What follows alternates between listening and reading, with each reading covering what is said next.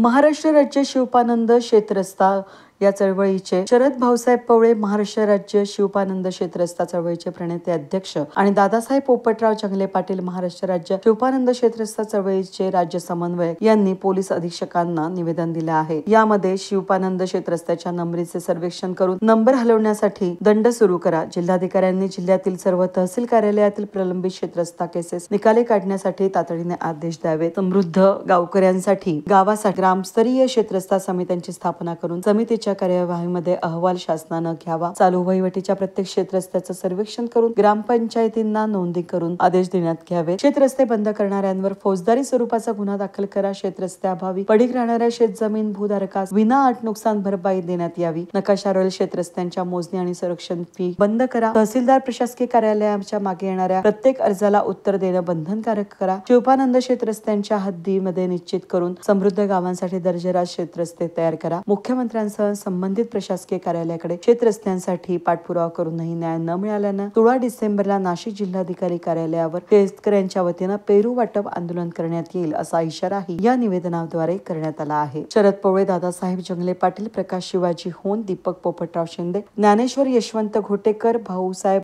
बाबूराव तासकर, दत्तात्रय बाबूराव घोटेकर, विलास दगू दोंड, Valmiki Ramchandra Gaikwad, Gorakh Sahebrao मालसोने, doctor Dheeraj Chandrarao Ghule यावेळेस उपस्थित होते। शिवपानंद शेतरस्ता चळवळीच्या माध्यमातून आमचे सहकारी राज्य समन्वयक दादासाहेब जंगले पाटील यांच्या माध्यमातून राज्यभर प्रत्येक शेतकऱ्याला संपर्क साधत अनेक शासन निर्णय बनतात।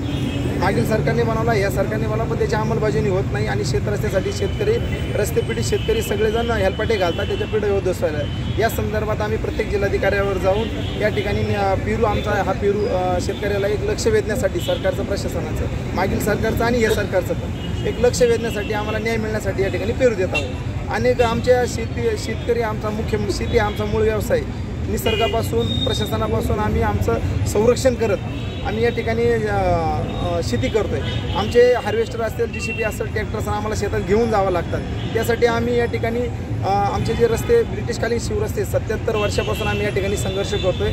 आज आम्हाला ही चळवळ या ठिकाणी उभी राहिलेली आहे। एका बाजूला बुलेट ट्रेन येते, एका बाजूला तुम्ही चंद्रावर जाताय आणि आमच्या शेतकऱ्याला आज रस्ता नाही। आमची लेकरं आज 2 किलोमीटर 3 किलोमीटर पायी प्रवास करतात आणि मग शेती करतात। आमच्या मुलांचं भविष्य धोक्यात आलेलं आहे, शेतकऱ्याचं पण आयुष्य धोक्यात आलेलं आहे। त्याचं शारीरिक मानसिक या ठिकाणी छळ होत आहे। प्रशासकीय कार्यालयामध्ये अनेक रस्ते किसे प्रलंबित आहेत। न्यायालयीन बाजूने तो विटलाय, भावाभावात पण फौजदारी स्वरूपाच्या घटनांमध्ये अडकलाय। या ठिकाणी चळवळ उभी केलेली आहे शासनाचं लक्ष वेधण्यासाठी आणि या ठिकाणी ब्रिटिशकालीन शेतरस्त्याच्या हद्द निश्चिती व्हाव्यात, त्याचे नंबरी लागावे, त्याचं सर्वेक्षण व्हावं, वहिवाटीच्या रस्त्यांचे या ठिकाणी गाव नकाशावर नोंदी व्हाव्यात आणि महसूलवर रस्ता केसेस बंद व्हावेत। या संदर्भात आम्ही आता या ठिकाणी जिल्हाधिकाऱ्यांना पेरू देत आहोत आणि आमचं एक निवेदन देत आहोत। कारण जिल्ह्यामध्ये तालुक्यामध्ये प्रत्येक तालुक्याला आदेश काढा, महाराष्ट्र अभियान चालू करा आणि शेतकऱ्यांचे रस्ता केसेस त्या रस्त्यापासून वंचित असलेल्या शेतकऱ्याला न्याय मिळावा म्हणून आम्ही हे संघर्ष करत आहोत। मागणी मान्य नाही आलं तर पुढचं आंदोलन काय आहे? पुढचं आंदोलन आम्ही आता जिल्हाभर फिरतोय। भविष्यात मंत्रालय धडकून सरकारला त्याचे दरवाजे आम्ही बंद करू पुढच्या काळात। News today Nashik.